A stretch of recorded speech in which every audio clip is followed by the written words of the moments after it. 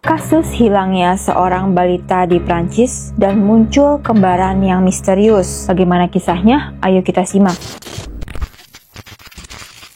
Di sebuah peternakan terpencil di desa Bois-Aldeloudu, Saint-Rival, Britania, Prancis, seorang gadis kecil berusia 2,5 tahun menghilang secara misterius dari halaman belakang rumah keluarganya pada tanggal 6 April 1922 yang bernama Pauline Picard. Kehadirannya yang tiba-tiba lenyap menimbulkan kepanikan di antara keluarga Picard serta penduduk desa lainnya. Pauline yang biasanya ceria bermain di kebun tiba-tiba menghilang tanpa jejak. Ibunya yang panik segera melaporkan kejadian itu kepada polisi setempat. Namun, meskipun pencarian dilakukan oleh warga setempat, polisi tidak ada tanda-tanda Pauline ditemukan. Desas-desus pun menyebar di seluruh desa. Beberapa mengira bahwa Pauline mungkin telah dimangsa oleh babi hutan liar atau para gipsi yang tidak dikenal. Namun tidak ada bukti yang ditemukan mendukung spekulasi tersebut. Christophe Gramont adalah pekerja pertanian yang sesekali datang ke keluarga Picard. Ia juga sebagai pedagang payung berkeliling dan sebelumnya pernah dipenjara selama 5 tahun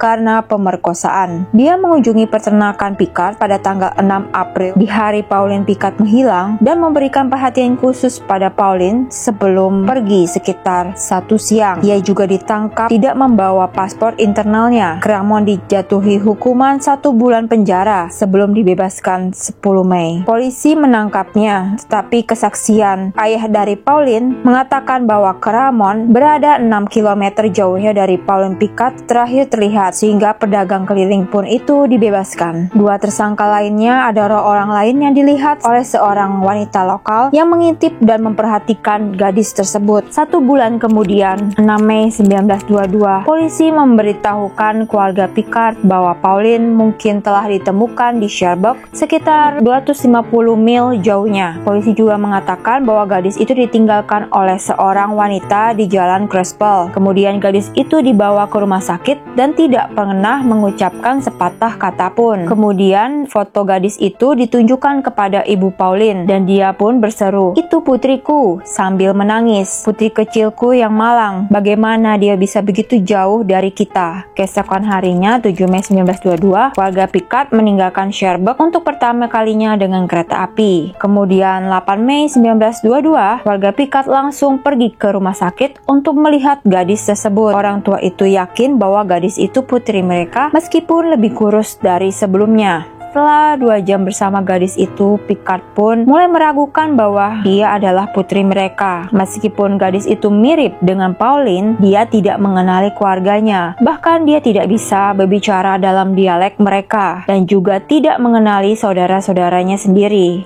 9 Mei 1922, ketika ayahnya yakin itu adalah putrinya, jaksa penuntut umum memberikan gadis itu kepada keluarga Picard dan kemudian meninggalkan Cherbourg. 10 Mei 1922, barang yang ditemukan bersama gadis itu tidak dapat diidentifikasi oleh keluarga Picard, dan perbedaan lainnya antara Paul Picard dan gadis itu dijelaskan sebagai amnesia akibat gangguan stres pasca trauma yang mengasumsikan bahwa balita itu telah disiksa oleh penculiknya. Dokter percaya bahwa membawa pulang akan membantu pemulihannya. 12 Mei 1922, setelah tiba di Bois-Aldeloudu, yang dimana gadis itu adalah Pauline Picard, tetap bisu sementara waktu. 13 Mei 1922, seorang petani lokal bernama Yves Martin yang berusia 49 tahun mengunjungi rumah Picard dan mempertanyakan apakah gadis yang hilang itu benar-benar sudah kembali. Kemudian ia mengeluarkan seruan,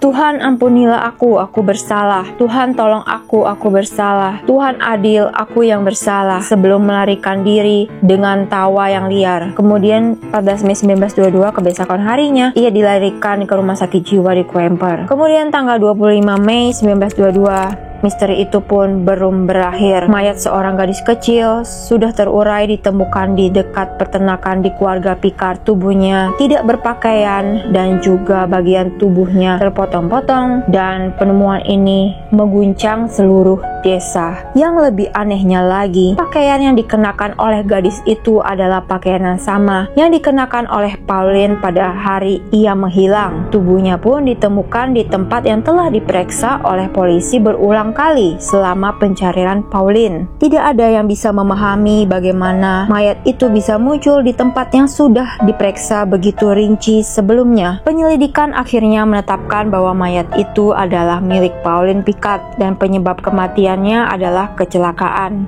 Namun, misteri tentang siapa pembunuhnya masih tetap menggantung, dan tanpa bukti DNA, identitas gadis yang ditemukan di Sherbrooke pun juga tidak pernah terungkap. Apakah Pauline benar-benar menjadi korban kecelakaan atau apakah ada sesuatu yang jauh lebih gelap terjadi? Pertanyaan-pertanyaan itu terus menggantung tanpa jawaban, menjadikan kisah ini sebagai salah satu misteri yang paling membingungkan dalam sejarah desa Guelph of the Ludu.